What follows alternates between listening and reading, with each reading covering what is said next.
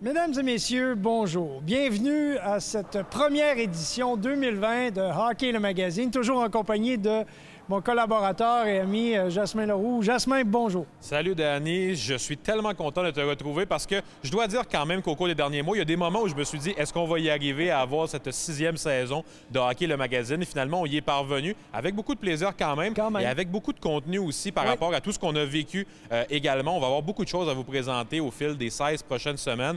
De ton côté, Danny, tu as des collaborateurs comme Sylvain Guimont, Éric Dupont qui seront de retour. Exactement. Tu as des capsules sur la glace aussi qui vont être de retour. Tout à fait. Les capsules sur la glace vont être pas mal différentes. Évidemment, on n'a pas eu le droit en raison du confinement et des règles de la santé publique d'aller sur la patinoire avec des jeunes. Et évidemment, la chronique sur l'équipement avec Éric Dupont du trio hockey. De mon côté, Danny, j'ai notamment 8 capsules avec Stéphane Dubé, préparateur physique bien connu, qu'on a connu à Hockey le magazine au fil des dernières saisons, qui va nous parler d'un paquet de sujets. On est allé voir l'usine de Bauer pour savoir comment les patins se faisaient. On est allé voir comment les équipements de gardiens sont conçus également. On va parler de statistiques avancées. Et pour cette première édition, où est-ce que tu vas aller sur la glace, toi? Bien, déjà, sur la glace, les récupérations, la protection de rondelles, un élément essentiel. Donc, et des petites surprises au niveau de l'animation 3D. De mon côté, on va aller voir un reportage sur la Ligue de hockey junior majeur du Québec et ses défis en cette saison 2020-2021 et pour une première fois avec Stéphane Dubé également. Soyez prêts. Hockey le magazine, c'est parti.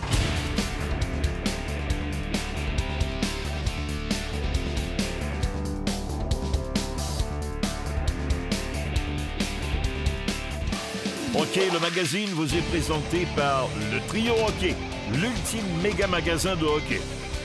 En collaboration avec CapTorder, hygiène du sport. CapTorder passe à l'action et Hockey le magazine pour un accès inédit à vos joueurs préférés. La Ligue de hockey junior majeur du Québec a eu à faire face à tellement de défis au cours des derniers mois après la fin de saison abrupte qu'ils ont connue en mars dernier. Pour parler un peu de tous les mois qui ont suivi et des défis auxquels ils ont eu à faire face, on a rencontré plusieurs intervenants, oui, de la Ligue de hockey junior majeur du Québec, comme Natacha Lawrence ou Sylvain Guimont, mais également du monde du hockey comme Marc Denis, gestionnaire des Saguenay de Chicoutimi, ou encore Denis Fugère, recruteur pour les Kings de Los Angeles, et on vous présente ça à l'instant. C'est vrai que c'est seulement temporaire. C'est seulement que ces gens-là, en ce moment, les jeunes, ils savent que leur période qu'ils vont jouer junior, c'est une période exceptionnelle. Je leur dis toujours, vous êtes dans la plus belle partie de votre vie.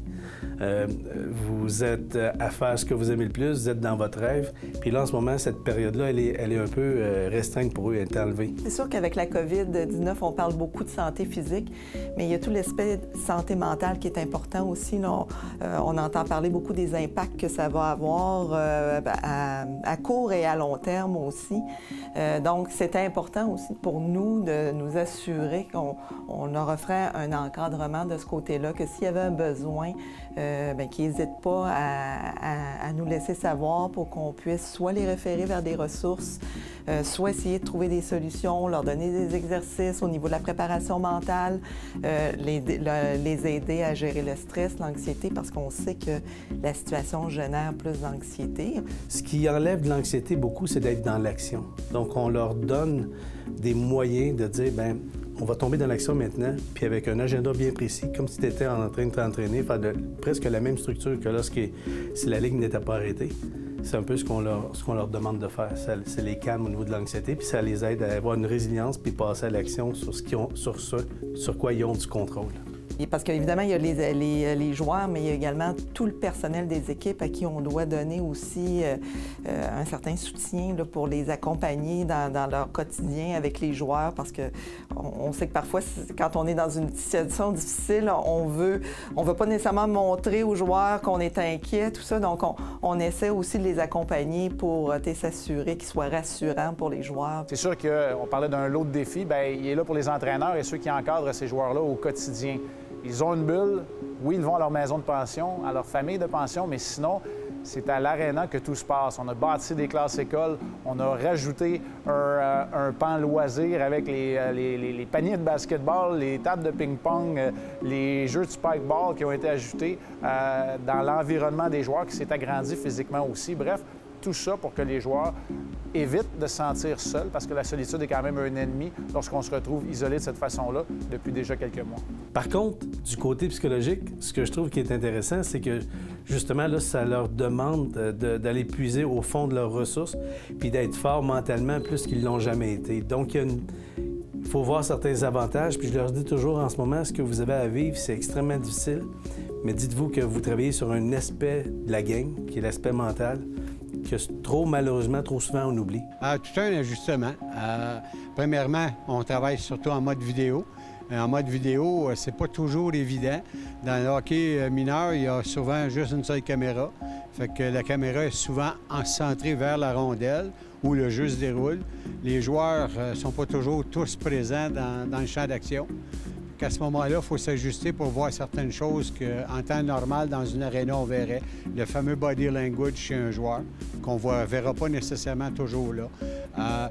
Est-ce qu'il est à la bonne place au bon moment? On ne le voit pas toujours. On le voit des fois arriver dans la caméra. Ah, regardons ça, il s'en vient à la bonne place, mais il était-tu au bon endroit au bon moment tantôt? Pas sûr. C'est des petits ajustements. On ne voit pas nécessairement son interaction sur le banc avec le coach et avec ses coéquipiers. Donc, ce sont des éléments qui nous manquent. Il faut essayer de les trouver. Je déteste lire et entendre que c'est une génération qui est négligée. Moi, pour moi, cette génération-là nous montre tellement de résilience que j'ai l'impression qu'ils vont être aptes à faire face à l'adversité le reste de leur vie. Et ça, c'est pas une question de hockey, c'est même pas une question sportive, c'est une question de la vie de tous les jours. Alors pour moi, ça va faire des concitoyens, ça va faire des citoyens de ce monde dont on va être fiers pendant longtemps.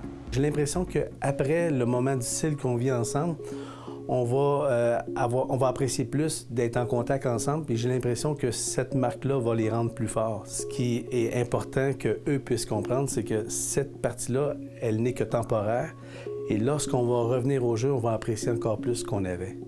L'être humain, c'est une drôle de bébite qui apprécie ce qu'il a que lorsqu'il le perd. Pour notre première question de la semaine, on s'intéresse aux gardiens de but qui ont marqué des buts. Et ça, c'est toujours un événement tellement spectaculaire dans le hockey. Danny, as-tu des souvenirs en particulier, toi, de gardiens de but qui ont marqué des buts qui te reviennent en mémoire?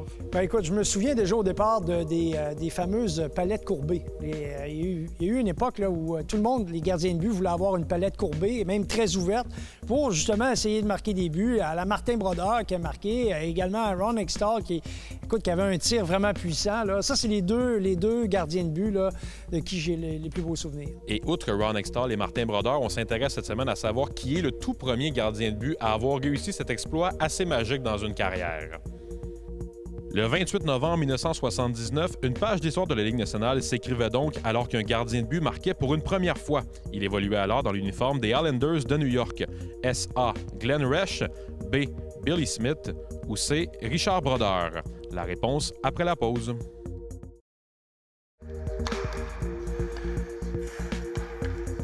On vous demandait avant la pause qui était le premier gardien de but de l'histoire de la Ligue nationale à avoir marqué un but. Ça se passait le 28 novembre 1979.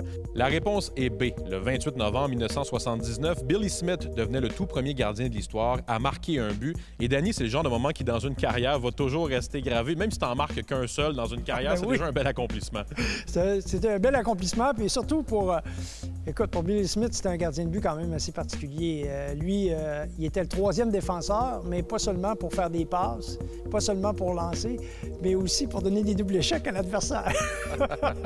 Et pour ceux qui veulent aussi le savoir, Billy Smith l'avait fait dans une cause perdante, ce qui rend l'exploit encore plus spécial. On n'en voit vraiment pas beaucoup des exploits comme ça, mais c'était arrivé en novembre 1979. On a le plaisir cette semaine et pour cette saison de se retrouver au Centre Perform Plus de Boisbriand. Je suis avec Stéphane Dubé, que les gens de Hockey le Magazine ont appris à connaître dans les dernières années. On a déjà collaboré ensemble pour parler d'entraînement physique et on va se retrouver cette saison, Stéphane, pour 8 capsules d'entraînement. Parlons d'abord un peu de là où on est, le Centre Perform Plus de Boisbriand que tu affectionnes particulièrement. Effectivement, le Centre Perform Plus, dont je suis copropriétaire avec Stéphane Oulani et 2 autres de nos partenaires. Le Centre a comme mission de développer et encadrer les jeunes athlètes amateurs, professionnels. On est aussi ouvert à la clientèle en général, où les gens viennent pour atteindre des objectifs personnels. Donc, c'est un endroit où c'est très intéressant de s'entraîner. Et concrètement, pour cette première capsule, on parle d'explosion multidirectionnelle parce qu'évidemment, au hockey, on bouge de tous les côtés en explosion en même temps. Parle-moi un peu de ce qu'on va voir aujourd'hui. Oui, aujourd'hui, on va avoir une séquence de 4 exercices différents où notre athlète va se promener d'une séquence à l'autre, enchaîner un après l'autre, mais latéral, explosion. On va avoir du plaisir avec la capsule aujourd'hui. Bon, on va aller regarder ça à l'instant. Stéphane, on se retrouve donc sur le circuit que tu voulais nous présenter. Notre modèle Philippe, qu'on va avoir tout au long de la saison, va commencer l'exercice. Il va faire le parcours avec différentes séquences de sauts où on va changer les directions, avoir une sollicitation qui va être vraiment différente d'une séquence à l'autre. Le premier mouvement, un saut de patineur, le skating jump, qui travaille la puissance latérale. On va enchaîner avec des sauts de haie, qui est un peu une propulsion vers l'avant, comme un départ. On enchaîne avec une séquence de haie basse, qui est rapidité, changement de direction. Et on finit avec un saut à 2 jambes rapide, vraiment plus en explosivité. Fait qu'on a travaillé 4 séquences différentes que le joueur de hockey a besoin d'avoir quand il est sur la glace. Premier exercice, le saut de patineur, ou communément appelé le skating jump. On travaille ici la puissance latérale, bien important. La plupart des joueurs, quand ils font ce mouvement-là, vont pas assez bas. Je demande d'aller bas sur la jambe, de prendre le temps de bien emmagasiner et surtout d'être stable, parce qu'on peut travailler autant la puissance que la stabilité en même temps dans le même exercice. Par la suite, deuxième exercice, on enchaîne avec saut de haie haute. Bien important, la plupart du temps, l'erreur que les joueurs vont faire sur ce genre d'exercice-là, ils mettent une haie qui est beaucoup trop haute pour eux autres. Ils vont avoir les genoux qui vont aller sur le côté. Le parcours de haie basse, ce qui est important, c'est de travailler avec le pied extérieur pour avoir une poussée latérale au niveau du patin. C'est un exercice où on fait l'agencement de la puissance, de la vitesse, du jeu de pied. Fait que c'est quelque chose qui est très complet, qui est complexe aussi, puis qui demande une bonne dextérité pour le joueur. On a mis 8 haies sur la séquence. Il est possible d'en mettre plus si vous avez plus d'équipement, si vous voulez allonger la séquence d'entraînement.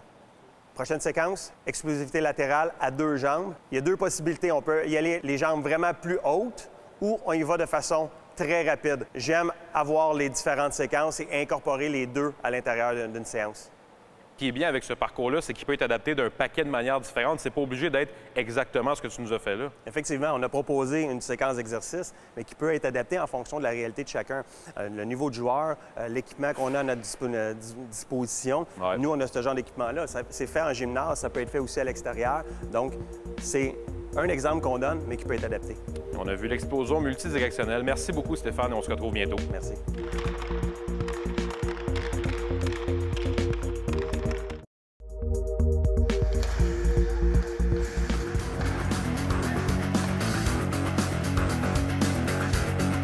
Cette chronique équipement vous est présentée par le Trio Hockey, Sport Rousseau, Hockey Expert et l'entrepôt du hockey. Bienvenue à cette première chronique sur l'équipement de hockey. Non, ce ne sera pas sur, comme première chronique, ce ne sera pas sur les bâtons.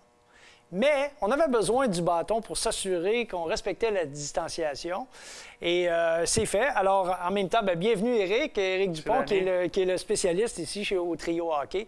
Donc, on va, pendant les prochaines semaines, on va parler d'équipement ensemble, de sécurité. Et on va commencer par la sécurité avec Bauer qui a sorti un nouveau masque. Exact. Comme plusieurs compagnies qui sont réinventées depuis le mois de mars, Bauer a pris quelques semaines à sortir un masque qui est vraiment, vraiment bien, très populaire pour les joueurs de hockey ou pas, même les familles. Donc, c'est tout usage. Exactement, puis il est vraiment confortable. Okay. C'est vraiment, il y a plusieurs masques, des fois on a des expériences différentes avec les couvre-visages. Donc, celui-là, il est populaire par son confort, sa légèreté, puis tu le sens plus ou moins sur ton visage. Dis-moi, parle-moi de CCM qui a aussi un produit similaire. Oui, c'est vraiment une année particulière parce qu'on voit plein de choses, comme un petit peu dans tous les domaines de notre vie, dans notre vie de tous les jours, des changements.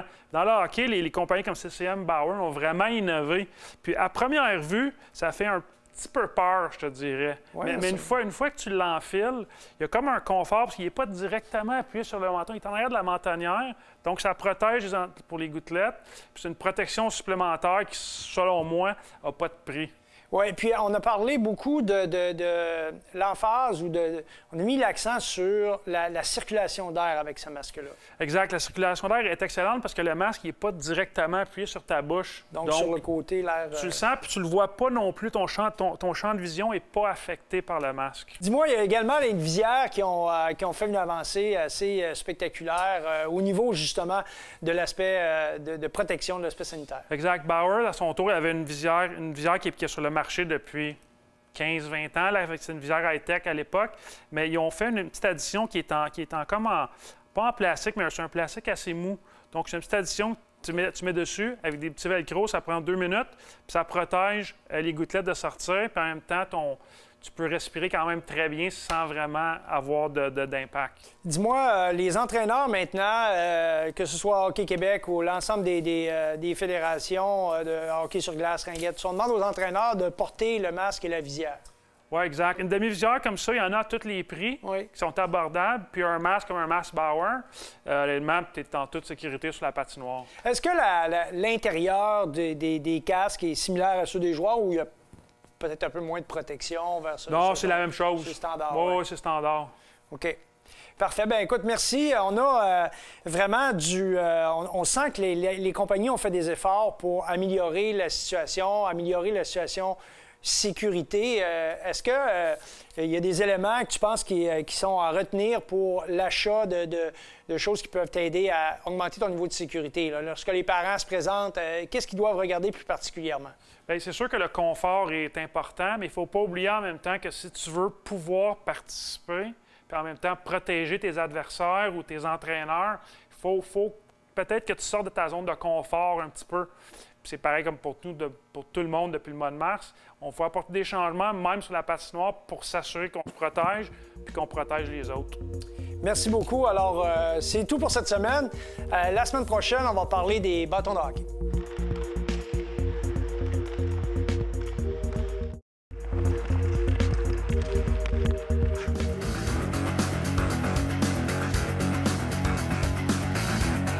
La chronique sur la glace est une présentation de Captoder, hygiène du sport. Captoder, passe à l'action. Bienvenue à la chronique sur la glace encore cette année. Comme vous voyez, c'est un peu différent des autres années puisque tout est différent cette année. Habituellement, j'aime ce moment privilégié où on passe du temps avec les joueurs sur la glace en enseignement, où on travaille aussi pour donner des outils à nos entraîneurs au Québec, en leur proposant différentes alternatives, que ce soit au niveau des techniques d'entraînement, techniques d'enseignement. Et j'adore cette période où on travaille sur la patinoire. Mais cette année, malheureusement, en raison de la pandémie, ce sera impossible de le faire. Alors, ce qu'on a décidé de faire ensemble avec Hockey Magazine, c'est de répertorier les meilleures séquences, les meilleurs enseignements, des choses qui nous ont interpellés au cours des dernières années. Et on va vous les partager. En plus, on vous amènera une nouvelle dimension, c'est-à-dire on vous fera une proposition d'exercices, différents ateliers éducatifs que vous pourrez utiliser avec vos joueurs ou que les joueurs pourront utiliser par eux-mêmes. Toute cette séquence sera montée en animation 3D. Donc, bienvenue dans le monde virtuel du hockey. Aujourd'hui, donc, on va se concentrer sur la protection de la rondelle, un élément qui est souvent sous-estimé. Pourquoi? Parce que les jeunes sont concentrés, ils ont la tête trop basse. Très souvent, ils vont regarder la rondelle, donc n'ont pas une lecture de ce qui se passe autour d'eux. L'autre élément important, c'est qu'ils vont aller vers l'adversaire en gardant la rondelle devant eux. Et pour activer l'offensive, pour créer une action offensive, la première chose qu'il faut faire, c'est s'assurer qu'on a un plein contrôle de la rondelle. Donc, on doit éloigner la rondelle de notre corps afin de rendre la vie difficile à notre adversaire. Voyons ensemble ce qu'on a retenu sur cette séquence avec les enseignements de Mathieu Gravel. Le principal, protection de la rondelle. Oui. Là, on a eu le focus sur le contact physique, qui était bien fait en général, mais trop de fois, la rondelle est exposée. Donc, la rondelle disponible, toi, tu peux reponner. Là, évidemment, on avait placé le bâton inversé pour les besoins de la course, s'assurer qu'il y ait de la fluidité dans le mouvement. D'ailleurs, les entraîneurs, c'est très bien, mais en même temps, il ne faut pas perdre de vue l'essentiel. Fait que présentement, qu'est-ce qu'on va faire? C'est que je vais avoir mon bâton du bon côté. Si la rondelle est exposée, je vais vous l'enlever. Exactement. Voilà. Évidemment, il y a une première portion de l'enseignement qui se fait de façon individuelle, comme on vient de le voir. Mais il y a aussi la phase un petit peu plus en collectif, où on va simplement remettre l'accent sur l'élément de protection de rondelle. Donc, la première séquence en 3D qu'on vous suggère, c'est une séquence de récupération de rondelles avec du mouvement circulaire. Mouvement circulaire qui crée un petit peu de confusion dans la défensive adverse. Donc, les trois attaquants vont se lancer en attaque, vont faire un mouvement circulaire qui va permettre justement de créer cette confusion. Mais ne perdez jamais de vue que votre priorité sur le plan individuel, durant cette séquence, c'est d'inciter vos joueurs à toujours protéger la rondelle. Donc, éloigner la rondelle de leur corps avant d'amorcer l'action offensive, donc avant la passe ou avant de converger vers le filet. Sur cet autre exercice, ce qui est intéressant, c'est qu'au départ, on y va avec vraiment une charge au filet. Donc, un joueur, c'est une échappée carrément, mais il y a un joueur qui est à sa poursuite. Donc, il va y avoir un premier tir au filet. S'il y a but, on va récupérer une rondelle en coin de patinoire. Sinon, bien, on récupère cette même rondelle. En même temps, là, on travaille sur un autre élément qui est essentiel, c'est de poursuivre sa rondelle. Après un tir, le joueur a tendance souvent à s'arrêter à l'entraînement. Nous, ce qu'on veut voir, c'est on veut voir le joueur poursuivre sa rondelle. Donc, sur cette séquence, il devra évidemment poursuivre sa rondelle, la récupérer, la protéger, puisque c'est l'objectif initial de cet exercice. Ensuite, encore une fois, mouvement offensif, un mouvement circulaire avec les joueurs impliqués dans cette séquence. Tir au filet et on revient. Donc, il y a moins de monde impliqué. C'est une séquence qui, collectivement, est moins sollicitante. Mais par contre, sur le plan individuel, la protection de rondelle commence dès l'échappée. Imagine-toi qu'il y a un défenseur ici. Si tu places la rondelle en avant de toi, lors du virage, c'est quoi qu'il va faire, le défenseur? Il va te l'enlever. Fait que tu veux te mettre entre le défenseur et la rondelle en plaçant la rondelle dans une position pour tomber en protection de rondelle. Dans un match, tu peux soit lancer, effectuer une passe ou tout simplement faire un jeu. Tu t'en viens à l'autre pilon, même chose. Denis, merci pour le gant. Ouais. Place la rondelle à 90. Pour être capable, ton coude doit être actif et ta main d'en haut. Fait engage le coude et ta main d'en haut. Et même chose au troisième. Donc, en résumé, la protection de rondelle, c'est essentiel. C'est même vital pour le succès offensif d'une équipe. Individuellement, vos joueurs doivent être capables de maintenir la possession de la rondelle, de maîtriser, oui, le contrôle de celle-ci, mais avant tout de l'éloigner de l'adversaire pour être capable de prendre une lecture de jeu, éviter également les bâtons très actifs. De plus en plus dans le hockey, on incite nos joueurs à aller de palette à palette, de soutirer la rondelle à l'adversaire en soulevant son bâton et même en coupant les lignes de passe. Donc, il doit avoir la tête haute, éloigner la rondelle du corps et placer le corps comme obstacle entre l'adversaire et cette rondelle. Ce sont les points essentiels à retenir. Et si vous voulez avoir de l'offensive et de l'efficacité offensive, surtout, vos joueurs doivent être excellents en contrôle de rondelles et en protection de celle-ci. Wow! Un premier épisode vraiment super, avec beaucoup de contenu, une belle variété. Puis déjà, la semaine prochaine, on se reprend, mais avec un contenu un peu différent. Oui, tout à fait. Je vais vous nommer un nom et un mot. Louis Domingue et boulangerie. Vous comprenez peut-être pas tout de suite le lien. Vous allez le voir la semaine prochaine. C'est un reportage intéressant que je vais vous présenter. Bien, moi, ça n'a rien à voir avec la boulangerie, mais Sylvain Guimond va nous parler de la diversité au sein d'une équipe, à quel point c'est important de la valoriser et de la faire grandir. On se revoit la semaine prochaine. Hockey le Magazine vous a été présenté par le Trio Hockey, l'ultime méga magasin de hockey. En collaboration avec Captorder, Hygiène du sport, Captorder, Pass Sélection et Hockey le Magazine pour un accès inédit à vos joueurs préférés.